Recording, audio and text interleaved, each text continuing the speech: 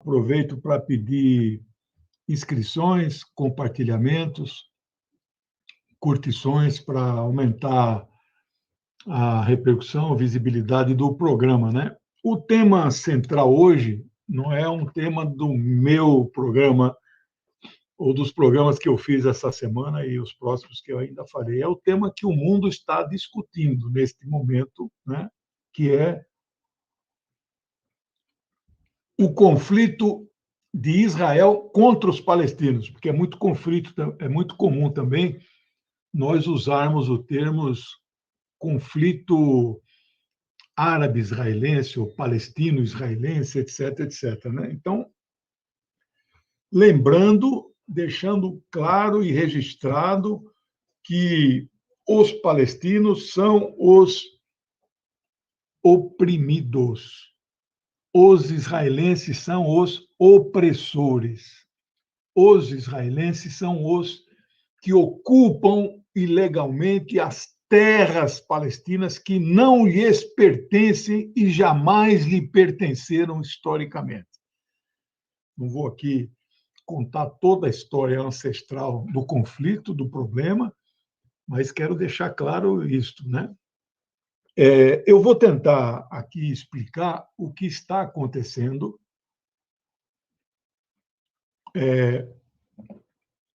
Vou até apresentar para vocês um dos livros que eu escrevi no momento apropriado do meu comentário, mas eu quero começar a minha. Bom dia. Eu quero começar a minha exposição falando de um autor palestino, de um artigo que eu li ontem. O nome dele é Ghassan Kadi, né? Ele começa o artigo dizendo de um míssil que caiu no dia 23 de abril, não sei se vocês lembram, um míssil que cruzou todo o espaço aéreo israelense, saindo do território sírio da fronteira, ali com Israel, que é Palestina, mas não existe Palestina no mapa, não existe o Estado da Palestina, né? Existe apenas Israel. Esse míssil cruzou todo o espaço aéreo, não foi abatido pelo tal Iron Dome, né? O domo de ferro, né? A cúpula de ferro que protegeria Israel. Esse míssil cruzou o espaço aéreo israelense e foi cair pertinho, 8 quilômetros, é bem pertinho, da grande usina nuclear israelense chamado Dimona, que fica no deserto de Negev. Esse autor ele começa então dizendo que este míssil trazia duas mensagens principais, dois recados principais. O primeiro recado é que a tal cúpula de ferro não é assim tão protetora. Como nós vamos ver daqui a pouco no índice de abatimento dos mísseis palestinos que foram disparados nos últimos dias, né? O segundo, um recado mais importante, é o que desmente a inteligência israelense, o Mossad, a CIA de lá, o Mossad, que dizia que era um míssil de fabricação russa. Não é. É um míssil de fabricação iraniana. Então, estes dois recados colocam um cenário novo na questão. O primeiro e mais importante é que, nos 73 anos de existência do Estado judeu, racista, discriminador de Israel, proclamado dia 15 de maio de 1948, vai fazer agora dia 15, 73 anos, nunca Israel esteve tão frágil, tão insegura, tão acuada, com tanto medo quanto ela vive neste momento. Mas medo de quem? De um povo que jamais desistirá de resistir e de lutar, né? Eu costumo dizer, as 3 vezes que fui para lá e vi jovens lutando, eles são nascidos para lutar, né? Não, destinados a lutar. Não há outra alternativa para estes jovens senão lutar. Essa juventude que enfrenta de peito aberto, com paus e pedras, fundas, estilingues, o quarto mais poderoso exército não é o quarto maior, o mais poderoso em armamentos, enfrenta o quarto mais poderoso exército da Terra. Estes jovens nasceram depois do acordo famoso, já tem 28 anos, setembro de 93, de Oslo. E que muita gente diz, depois daquele acordo, que os que vierem depois disso, nascerem depois disso, vão esquecer a questão, né? A luta histórica do povo palestino, das terras palestinas. Está aí a grande prova que não esqueceram. Eles já nascem destinados a lutar. E jamais abrirão mão desse seu desígnio, né? Desse seu destino, né?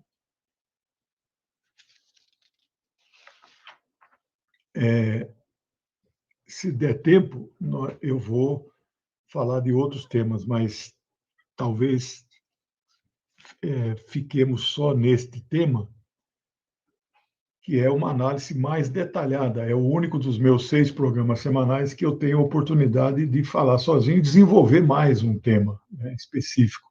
Bom,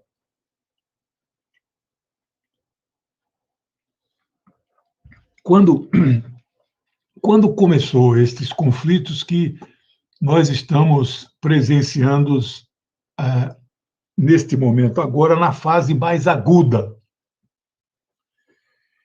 Eles começaram lá em abril, né? O que aconteceu em abril? Em abril, aconteceu uma série de casas de famílias palestinas num bairro de Jerusalém Oriental, que é todinha árabe, né?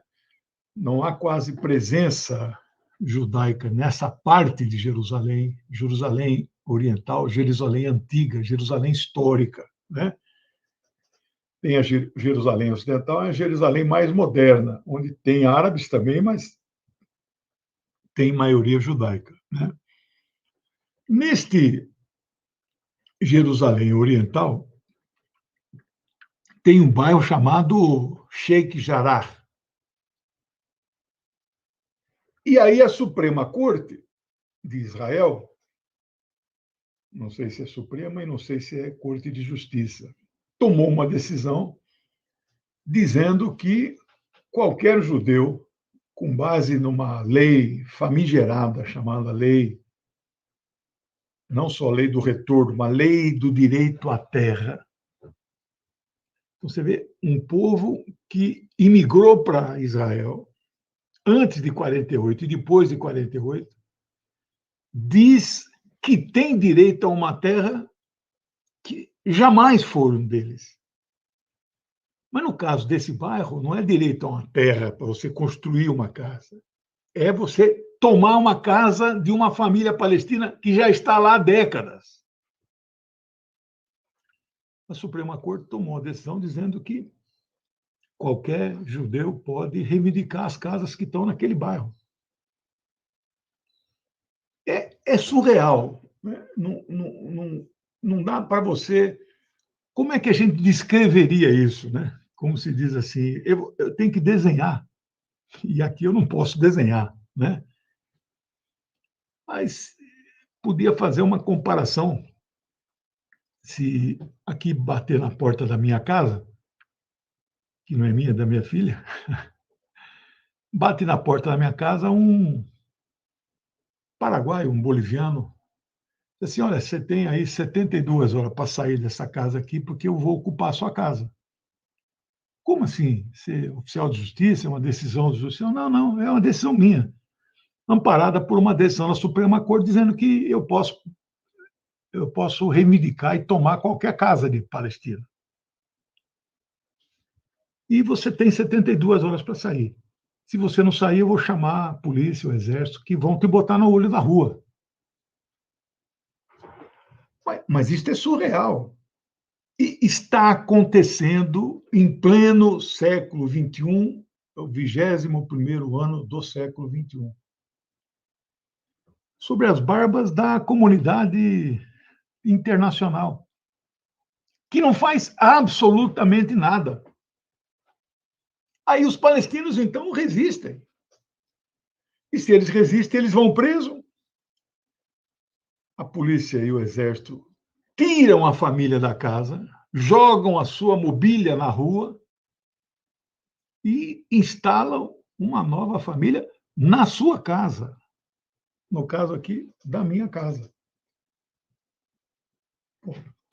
Por esse fator, que fosse uma família só, já seria o suficiente para um povo inteiro se levantar e lutar contra essa barbaridade. Bom, isso está acontecendo generalizadamente. Eles querem despalestinizar, por assim dizer, toda Jerusalém Oriental. Querem acabar com os palestinos árabes que moram ali há milhares de anos. Bom, não bastasse isso, sexta-feira que passou, dia 7 de maio, foi o último dia do mês sagrado de Ramadã, onde palestinos jejuam um mês inteiro. O mês deles não é necessariamente de 30 dias ou 31, como o nosso, o calendário deles é lunar, deles que eu digo dos muçulmanos, né? Não coincide com os nossos, ele é móvel, né? Então, o último dia do Ramadã foi dia 7, esse ano que vem pode ser dia 14, não tem essa, pode ser abril, né? No último dia, eles jejuam do alvorecer ao anoitecer. Quando o sol nasce, quando o sol se põe, aí só a partir fora desse período é que se pode se alimentar. Ou, digamos assim, só à noite se pode se alimentar. No dia, último dia, é a quebra do jejum, né? Faz-se festas, comemorações, né? Que cumprir essa missão, 12 horas sim, não pode tomar água, não é só não comer. Cumprir isso é motivo de, depois de um mês, você fazer festas, visitar as mesquitas em eventos solenes, né? Rituais diferentes dos rotineiros, né? E, e aí o que Israel fez nesse dia, sexta-feira passada, dia 7? Fechou a visitação pública às duas mesquitas que ficam ali na esplanada das mesquitas em Jerusalém. Quais são essas duas? Uma é a famosa mesquita de Al-Aqsa, que é aquela da cúpula dourada. Qualquer foto que você vê de longe de Jerusalém histórica, você vê a cúpula dourada na foto. Essa é a terceira mesquita mais importante para 2 bilhões de muçulmanos no mundo. A primeira é de Meca, a segunda, Medina, que fica na Arábia Saudita, e a terceira é essa. Maomé passou nessa mesquita, né? Maomé, eles, diz a tradição, a lenda religiosa dos muçulmanos, que Maomé ascendeu aos céus para estar com Deus, Alá, né? Que é Deus em árabe, ascendeu aos céus no seu cavalo branco. a partir daquele ponto, daquela local, tem uma gruta ali no subsolo da mesquita. As 3 vezes que lá estive, uma eu desci até, você vê lá, tem uma pedra, é muito interessante, né? E então ela é muito sagrada para estes muçulmanos. Não poder visitar esta mesquita, além de ser uma barbaridade que Israel comete contra a liberdade religiosa,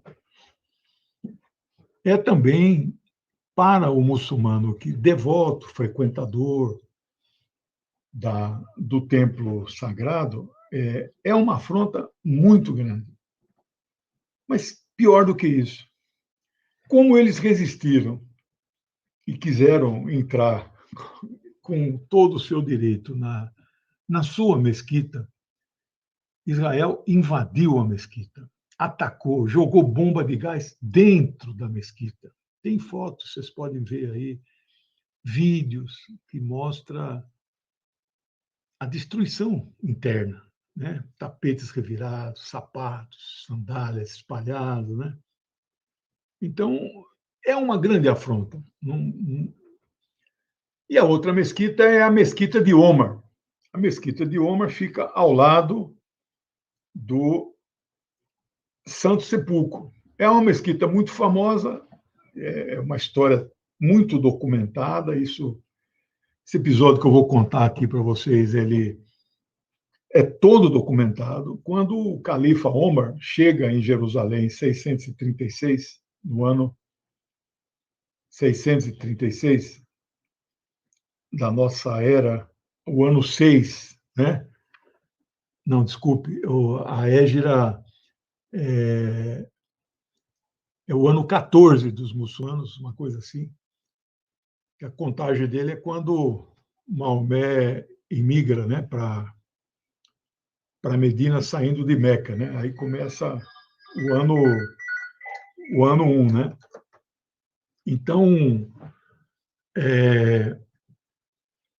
o ano 14, Omar chega em Jerusalém, conquista a cidade sem violência nenhuma, né? E aí ele encontra com o patriarca Sofrônios de Israel.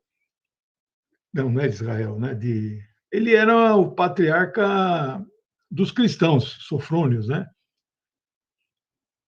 E aí Sofrônios convida Omar para orar com ele ali na mesquita do Santo Sepulcro.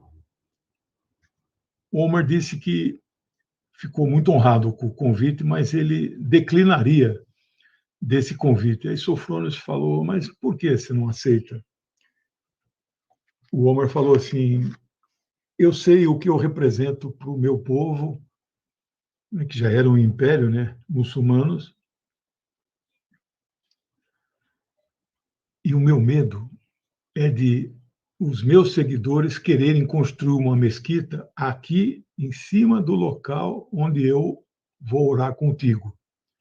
E eu não quero que destrua a igreja do Santo Sepulcro para construir uma mesquita, porque é dever primordial de todos os muçulmanos, está escrito no Alcorão, proteger os seguidores do cristianismo e do judaísmo, né? Então, ao contrário do que a gente vê por aí, certos que se dizem muçulmanos, né, cortando cabeça de cristãos, esses caras não são muçulmanos.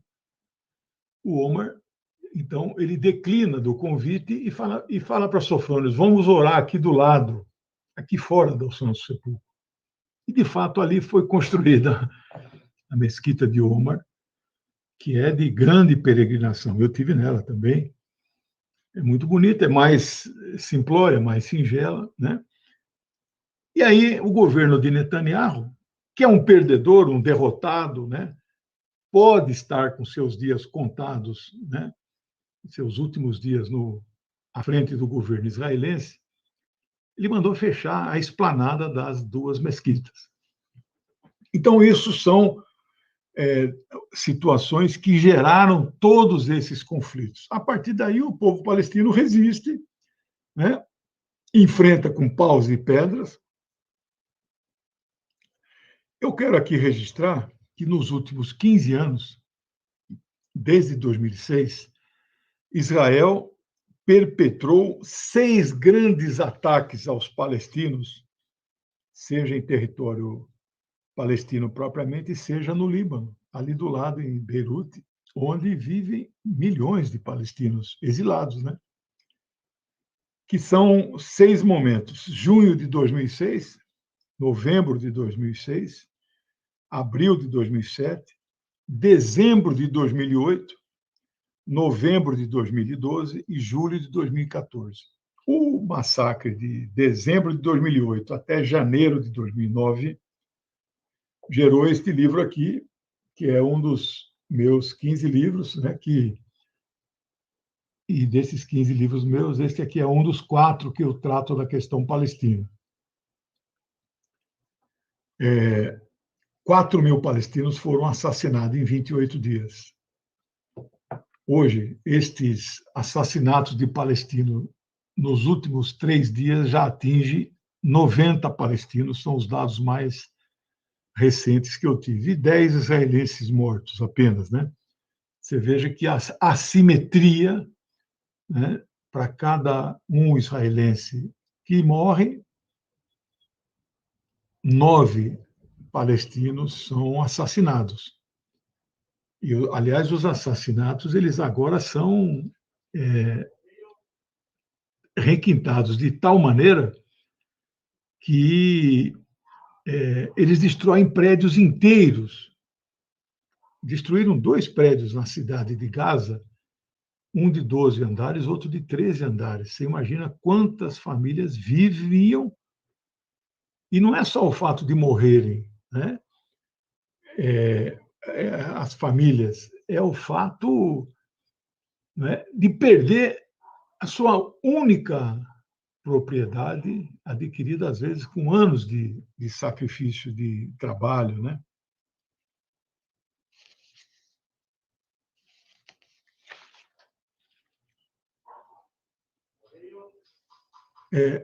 Estão falando, Israel está ameaçando invadir a faixa de Gaza por via terrestres.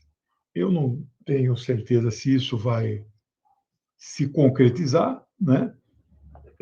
É uma ameaça, pode acontecer, mas pode não acontecer.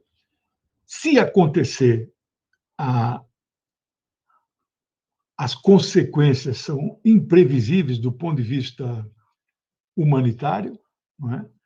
Porque vai haver muita resistência, evidentemente, por parte dos palestinos, mas se invade com tanques, né, com uma força militar muito grande, né, 400.000 são os efetivos israelenses, né, e eles convocaram agora 7.000 reservistas, né?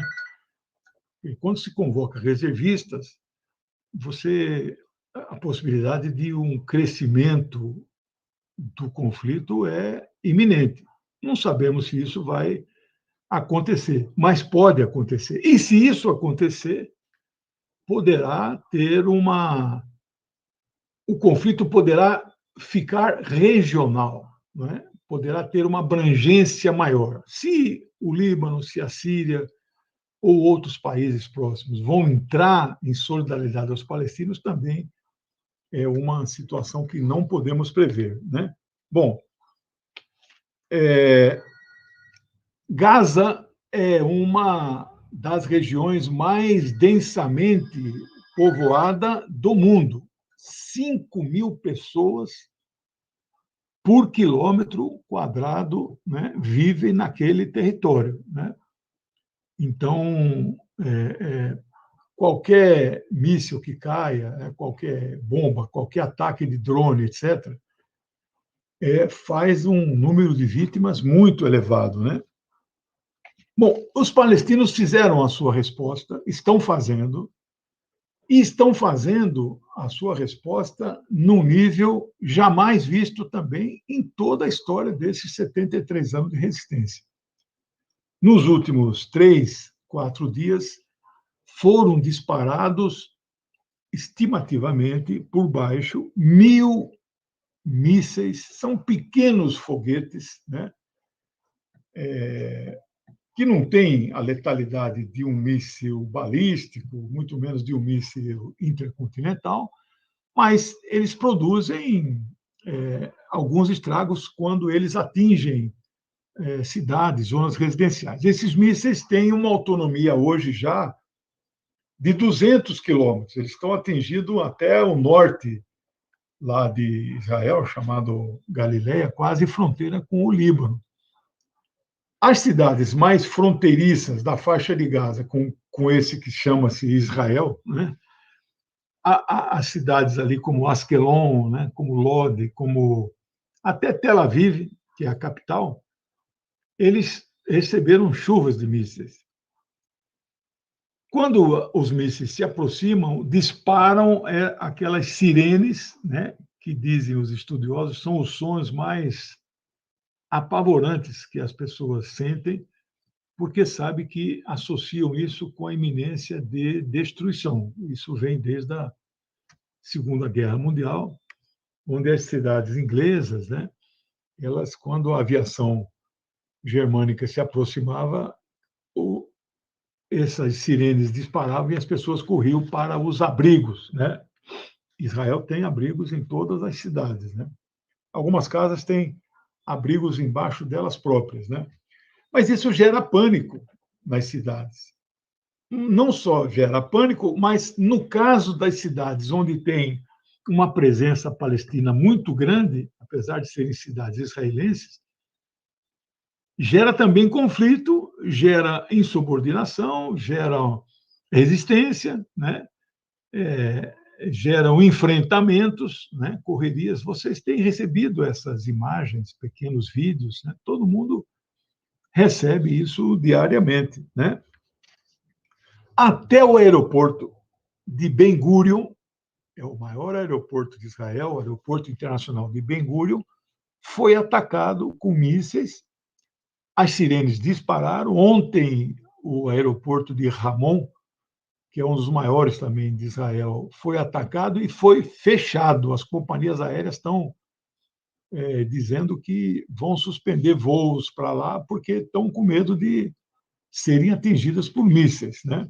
Bom, aí entra o tal do Iron Dome, né? A cúpula de ferro que diz proteger Israel com um sistema sofisticadíssimo. Eu ontem assisti um vídeo de um canal militar que diz que os Estados Unidos investiram na gestão Trump, na construção desse sistema, $1 bilhão. Então, são quase 6 bilhões de reais. E a estimativa que este canal nos apresentou ontem é que, para abater parte desses 1.000 mísseis disparados pelos palestinos, que, na verdade, as estatísticas dizem que eles abatem 70%, 80% até 90%, né? Mas provavelmente de 70% para menos. Ou seja, de 1.000 mísseis, 300 atingiram o solo. Nem todos em cidades, às vezes caem em áreas despovoadas, né? Mas o pânico é muito grande, a confusão, né? O enfrentamento, insubordinação, quer dizer, uma série de caos nas cidades, mesmo que não ocorram vítimas, né? E destruição material, mas é um caos, as sirenes tocando, né? Então, isso desestabiliza, fica um clima de um conflito generalizado, né? E então, aí a estatística desse site diz que, para tentar abater estes 1.000, Israel disparou 7.000 mísseis. Agora, estes mísseis de Israel são muito mais caros e muito mais sofisticados e para um alcance muito maior do que os mísseis tipo o Katyusha, né, que eles chamam, né, de mísseis recalchutados, né, da antiga União Soviética, e novos mísseis pequenos de fabricação iraniana, né? Os palestinos não têm fábrica de mísseis, né? Eles gastaram 7 mil mísseis. Agora, estes mísseis de Israel são caríssimos. E o pior de tudo é que, para tentar abater um míssil palestino, eles disparam 7 israelenses. Então, o problema não é abater 70% dos mísseis. O problema é que o estoque de mísseis israelense está acabando. E depois que acabar, como é que vai ficar? E eu lanço até uma outra pergunta. Nenhum desses mísseis tem sido disparado nem da Síria, nem do Líbano, muito menos do Irã, que é mais longe um pouco. E se estes 3 países entrarem no conflito ao lado dos palestinos e começar a dispararem também contra Israel? A coisa pode ficar muito complexa e ganhar uma proporção que nenhum analista político internacional hoje está prevendo isso, né? Bom, a novidade nisso é que o primeiro-ministro de Israel, nos seus últimos dias, esperamos todos, né, no desespero, visitou o Cairo secretamente, não saiu em lugar nenhum, imprensa nenhuma, para pedir para o presidente Sisi, do Egito, que é o maior país árabe, 90 milhões de habitantes, equivalente a Teherã, 90 milhões, Teherã não, Irã, pedindo para o Egito interferir junto aos palestinos para um cessar-fogo. Os palestinos disseram para o Sisi: não entre nisso, que isso aqui é assunto nosso, fique de fora, e ele ficou de fora.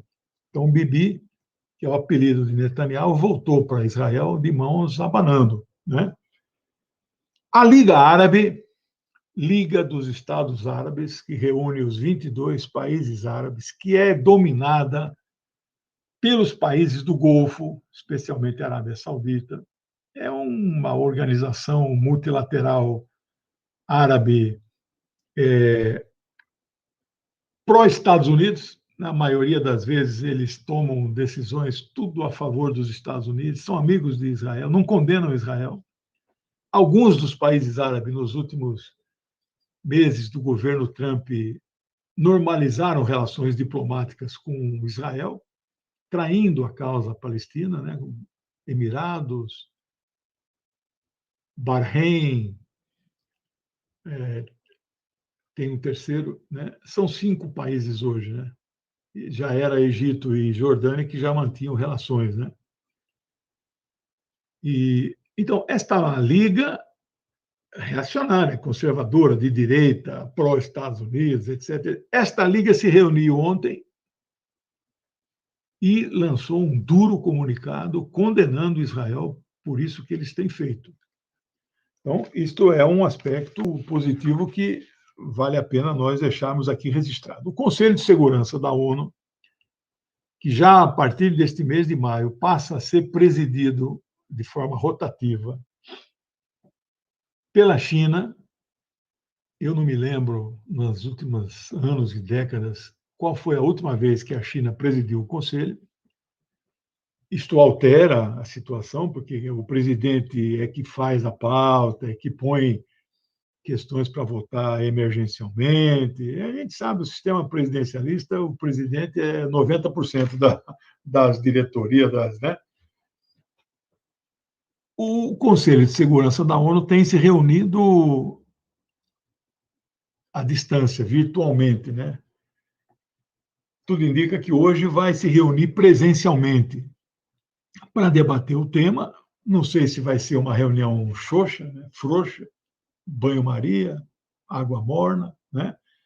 Ou se vai ser inflamada, incendiada, exigindo de forma dura que Israel interrompa, porque os comunicados que os países lançam é como se fosse um comunicado dizendo que as duas partes são de mesma grandeza, de mesmo tamanho, de mesma dimensão. apelamos aos palestinos e aos israelenses que parem este conflito, etc. Como se fosse possível comparar coisas incomparáveis, absolutamente desiguais. Este é o comunicado a linha geral né? Apelamos aos dois lados do conflito, né? Não sei se o Conselho de Segurança possa, talvez, emitir uma nota mais dura, apelando a um cessar-fogo, mas advertindo a Israel pela assimetria da resposta que ela tem dado àquilo que ao direito legítimo dos palestinos de resistir, né? Bom, protocolarmente, o governo Biden se posicionou, evidentemente, ao lado de Israel. Não esperaríamos nada além disto, não é? Agora, por que eu digo protocolarmente? Porque não há outra forma dos Estados Unidos se posicionar. Israel é a menina dos olhos dos Estados Unidos. Eles jamais condenariam uma atitude por parte de Israel. E aí a posição da diplomacia estadunidense é que Israel tem todo o direito de se defender, como se ela estivesse sendo atacada por uma potência como a China, como a Rússia, né? Bom, mas eu digo protocolar porque, mesmo sendo um princípio da diplomacia estadunidense proteger Israel, os princípios não são imutáveis. O que se fala nos bastidores é que tem sido um fardo cada vez mais pesado para os Estados Unidos carregarem e defenderem Israel, que a cada dia que passa é cada vez mais indefensável, especialmente do ponto de vista moral, de matar crianças, de prender crianças como presos políticos. Tem mais de 100, 200 crianças prisioneiras políticas nas masmorras israelenses, né? A resistência unificada dos palestinos não é composta só pelo Hamas. Hamas é uma sigla que em árabe significa Movimento de Resistência Islâmica, né? Mas a resistência é feita também pela OLP. O Hamas não é membro da OLP, mas a OLP é a resistência. E dentro da OLP tem a Frente Popular de Libertação da Palestina, a Frente Democrática de Libertação da Palestina, o Partido do Povo Palestino, Partido Comunista Palestino, né? E outras organizações políticas de massa, como a Central Única, como a Uni-Palestina, né? Lá chama GUPS, General Union of Palestine Students, né? Então é a Uni-Palestina, né? A Central Palestina lá chama General Workers of Trade Union Palestinas, né? É uma união geral dos sindicatos palestinos, né? É uma espécie de é única. No Brasil tem 13 centrais, lá tem uma só. A Organização de Mulheres Palestinas, né? A OLP é um guarda-chuva. Tem partidos e tem também as organizações de massa, né? Eu conheci todas elas, né? É uma organização muito interessante, né? Eu vou dar aqui umas últimas notícias para ir para os finalmente e alguns comentários dos desdobramentos políticos que poderão acontecer ou não, né? Na costa palestina, ali no Mar Mediterrâneo, e Gaza fica no Mar Mediterrâneo, né? Toda a Palestina é banhada pelo Mediterrâneo, que agora chama Israel. Só que essa pontinha de baixo aqui, embaixo, né? Ela é uma ela é rica em gás. Mas quem explora este gás no mar Mediterrâneo, na costa palestina, não são os palestinos, é Israel, né? E pela primeira vez, drones pilotados pela resistência palestina, drones, que não foram interceptados pela tal defesa aérea israelense, atacaram estas plataformas de exploração de gás, que na verdade é roubo, é pilhagem de um gás que não pertence a Israel, mas pertence aos palestinos, né? Tudo pertence aos palestinos, mas estão sendo confiscados, roubados pelos israelenses, né?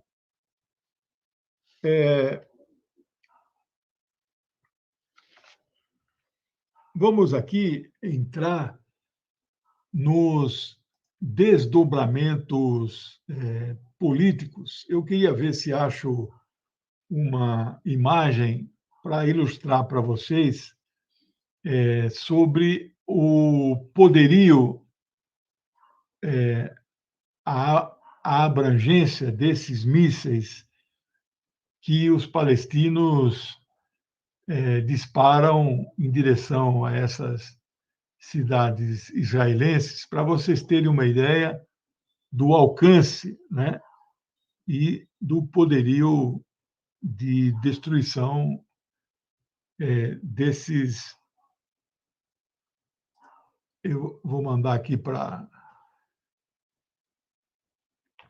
o pessoal do apoio aqui do canal, para ver se, quem sabe, a gente consegue colocar essa imagem na tela, né? Para os que estão nos ouvindo, né? Que é o alcance dos mísseis em vários tipos de cores. Vocês vão perceber que nós, então, os mísseis que os palestinos disparam hoje têm a capacidade militar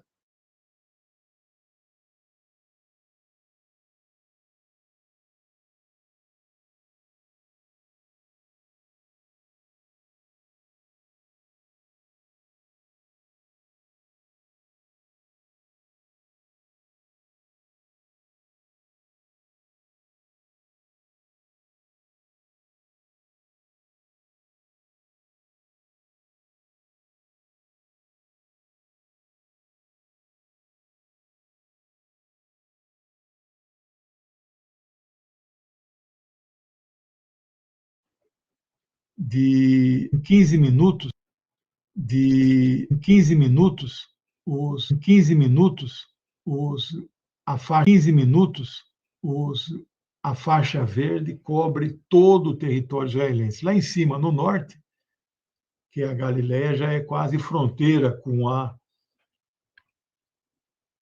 o Líbano. Sul do Líbano, norte de Israel, aquela faixa de fronteira chama as fazendas de Sheba, né, que ainda tem presença israelense dentro do território libanês, uma faixa de uns 10 quilômetros, né? E essa parte sul aqui embaixo é o deserto de Negev, né, que é onde fica aquela usina nuclear que eu mencionei para vocês. Bom, dito isso, eu quero um desdobramento, consequências políticas do momento que nós estamos vivendo em Israel, na Palestina, né? Uma mensagem muito bonita. Todos nós estamos chorando por essas crianças, velhos, mulheres sendo assassinados, né? Bom, Netanyahu perdeu, como falamos na semana passada, o direito de formar o governo de, de Israel num primeiro momento, né? Terça-feira completou 28 dias, um mês. Aí ele jogou a toalha, devolveu o mandado para o presidente do país, que indicou o que ficou em segundo lugar, que é o Yair Lapid, que a imprensa israelense chama de homem de centro, mas não é, é um homem de direita, mas pelo menos ele, no programa dele de campanha, ele disse que estaria disposto a dialogar com os palestinos.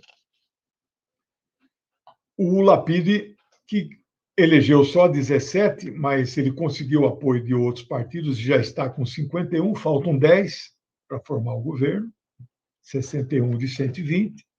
Está difícil, mas ele está tentando. Com esta situação, com este tumulto, com este conflito, né, com Israel sendo acossado pela resistência palestina, cria-se uma situação nova que tem muitas pessoas se perguntando: será que ele, então, não pode voltar com mais força? Que o Netanyahu elegeu 30, arrumou mais 22, ficou com 52, mas não conseguiu 9 deputados que faltam. Né? Será que nesta crise ele poderia conseguir? Um amigo da resistência libanesa me usou um termo interessante. Ele é o Nero. Lembra de Nero que incendiou Roma para fortalecer, se cacifar, etc. Sabe-se lá o motivo, mas Netanyahu está incendiando Israel sob o pretexto de proteger os israelenses. Ele, então, está incendiando literalmente, está piorando a situação. Isso, com esta insegurança, incerteza e instabilidade, uma parte da população que não lhe apoiava podem correr aos seus braços, por assim dizer, né? Vendo, eventualmente, Netanyahu como o seu protetor. Que uma das questões mais importantes para os eleitores israelenses é a questão da segurança. Eles têm, né? Foi incutido na cabeça dele o medo, o pânico, né? O ódio aos palestinos, né? Então, é uma situação. E a dúvida que se coloca é: esta situação poderá favorecer a sua volta? Eu, nesse momento, acho muito difícil.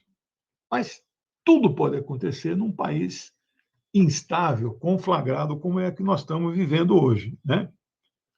Ele vai tentar se fortalecer, isso aí não tenha dúvida. Netanyahu precisa da imunidade parlamentar garantida como primeiro-ministro para evitar ser preso, porque ele está sendo processado na justiça em 3 grandes processos por corrupção e a tendência é ele ser preso na fase final do processo, né? Bom, e aí então finalizo assim: essa situação toda, essa instabilidade, poderá acontecer 2 coisas absolutamente distintas, uma militar e uma política. A política poderá gerar uma continuidade de um governo derrotado, né, que até o momento tudo indicando que é perdedor e que encerrará a sua era, chamada Era Netanyahu. Isto é uma implicação política. A implicação militar é um acirramento do conflito, nenhum dos 2 lados dispostos a deflagrar, a anunciar unilateralmente ou por acordo o chamado cessar-fogo, e isso poderá se acirrar de tal maneira que, até no limite, Israel poderia cumprir a sua ameaça através do governo dos seus últimos dias, ao que tudo indica. O governo de Netanyahu cumprir a sua ameaça de invadir Gaza por terra, o que poderá ser uma carnificina. Espero que isso não aconteça, né? E eu, então, aqui dou por encerrado este tema, que é um tema bastante difícil, emocional, mexe com todos nós. Bom, nós temos uns minutinhos finais aqui, e eu queria, então, aproveitar. Tem muitos temas internacionais que precisariam ser registrados, mas eu vou comentar um só, que é o que tem sido muito falado na imprensa, como o segundo mais comentado depois da questão palestina, que é a situação da França a partir do dia 21 de abril. O que é que aconteceu no dia 21 de abril na França? Uma revista muito famosa, né, de nome Valeurs Actuels, né, Valores Atuais, publicou um manifesto de 1.200 militares da reserva, dos quais 20 generais, em que eles diziam sobre a possibilidade de haver uma intervenção militar e mesmo uma guerra civil na França, decorrente do que eles estão chamando de desintegração, não é? E declínio da nação francesa. Decorrente do quê? Decorrente do crescimento da presença de muçulmanos em território francês. Isto é pura balela, pura mentira. O número de muçulmanos na sociedade francesa deve se situar aí entre 15% e 20%. E eles são cidadãos franceses, seguem as regras, as leis, as normas da França, falam o francês o tempo todo, têm nacionalidade francesa, né? Muitos filhos e netos já de imigrantes, né, argelinos, porque a França ocupou a Argélia décadas seguidas, né? Totalmente integrados na sociedade francesa, e os que não estão integrados, que vivem na periferia, pobres, etc. e tal, são tão discriminados quanto outros que não são muçulmanos, que também são pobres e discriminados, que vivem nas periferias. O problema não é religioso, né? O problema é de ordem política. Esta gente é racista, xenófoba, é islamofóbica, odeiam muçulmanos, né? E dizem que eles, então, são dos valores tal da civilização judaico-cristã. Balela! A civilização judaico-cristã foi inteiramente incorporada no islamismo.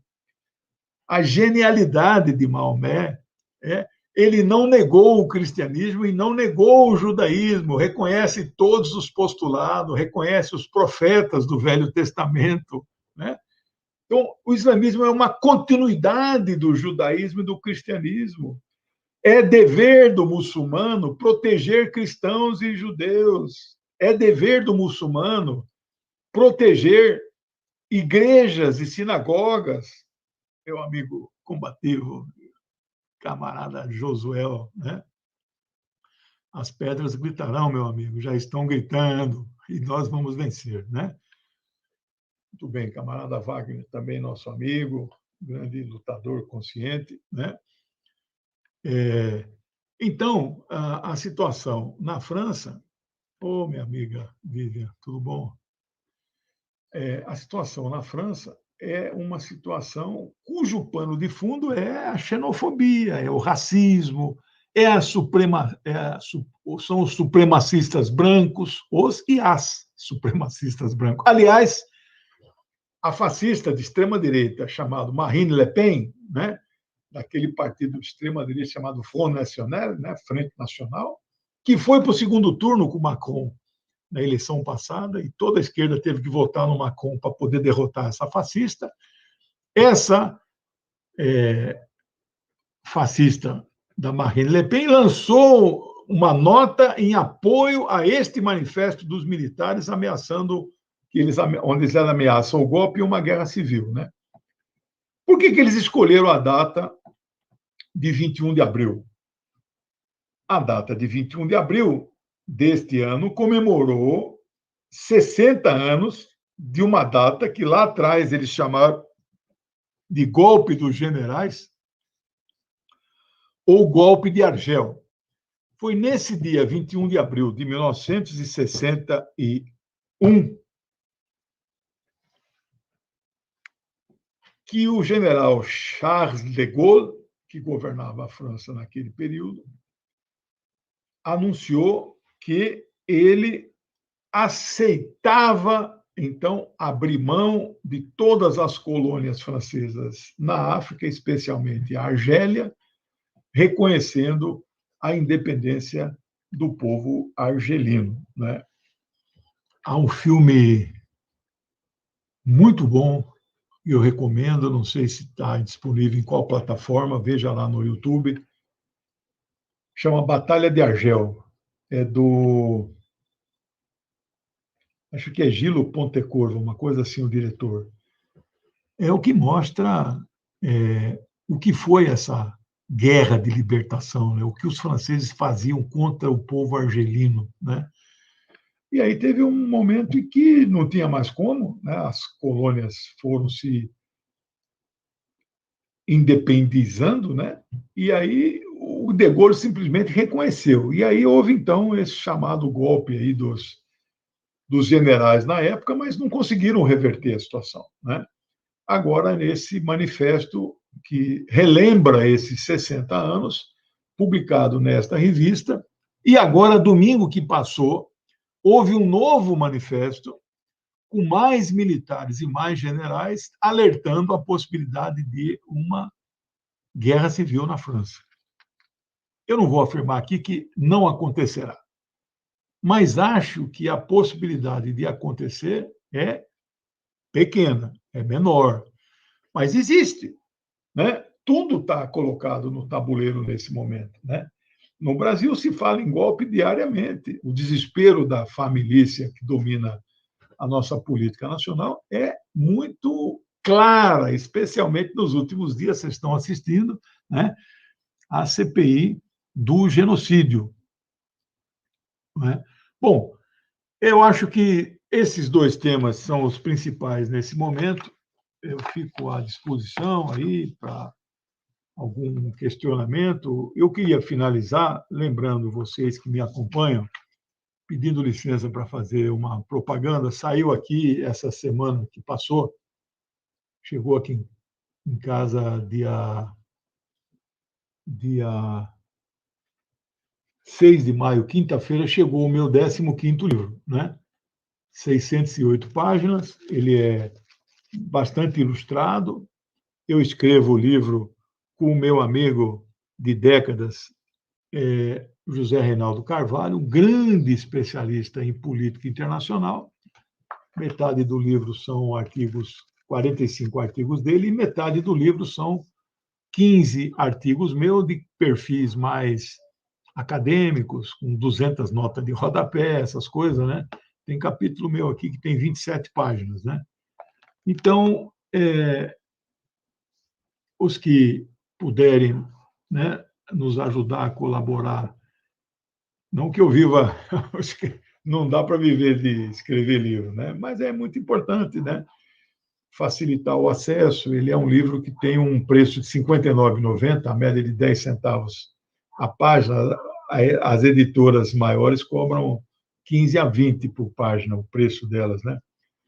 Obrigado, meu amigo. Então, são 15 filhos, o primeiro, 2003, há 18 anos, né? Uma média de um livro por ano. Até o final do ano, publico umas 2. Pode anotar aí que está no meu...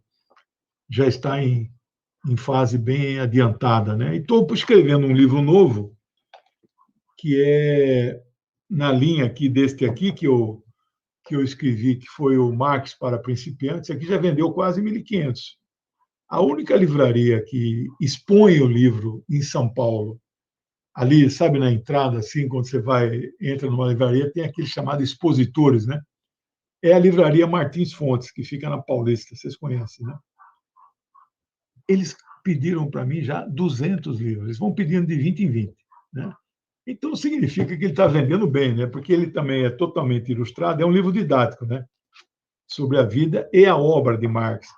Nesta linha que eu estou chamando Para Principiantes, que é uma linha da minha editora, né? Eu criei a editora para editar meus livros, né? Marx para Principiantes, eu estou escrevendo Lenin para Principiantes, com base num curso que está na 15ª aula, que é um curso gratuito no canal do Rogério Matuc, todas as quarta-feiras, 18 horas. Faltam 2 para terminar o pensamento de Lenin, Eu resumi, nas últimas aulas, todos os 10 principais livros de Lenin. Esses meus manuscritos, 10, 15 páginas, que eu faço o roteiro para cada aula que eu ministro, né? Para as minhas palestras aqui também, eu sempre faço.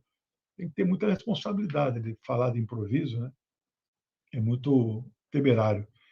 Então, estes, a partir dos manuscritos, eu já estou escrevendo os capítulos do que vai virar Lenin para principiantes. Então, aguardem aí até o final do ano mais 2 livros. O outro livro é mais na área de sociologia, né? Que é a história das entidades de sociologia no Brasil e no mundo. Esse aí já está pronto, está na fase de diagramação, 640 páginas. Então, eu estou produzindo muito bem aí. Eu não sei se dá para colocar na tela aí o endereço da editora. A editora minha chama A Parte com 2 P's.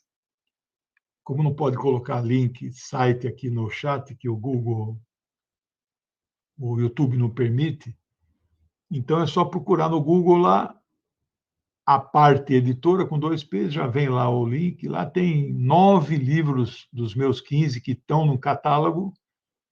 Você pode fazer o pedido. Tem lá os pacotes, né? Promoção 1 é todos os meus livros, toda a minha obra. Promoção 2 são os livros internacionais. E promoção 3 são os livros de sociologia brasileira, né? Muito diversificado. Tudo pode ser parcelado em 6 vezes. É isso, meus amigos e amigas. Obrigado por mais uma semana juntos e agradeço aí a presença e a gente se vê então, tá bom? Um grande abraço aí. Tchau.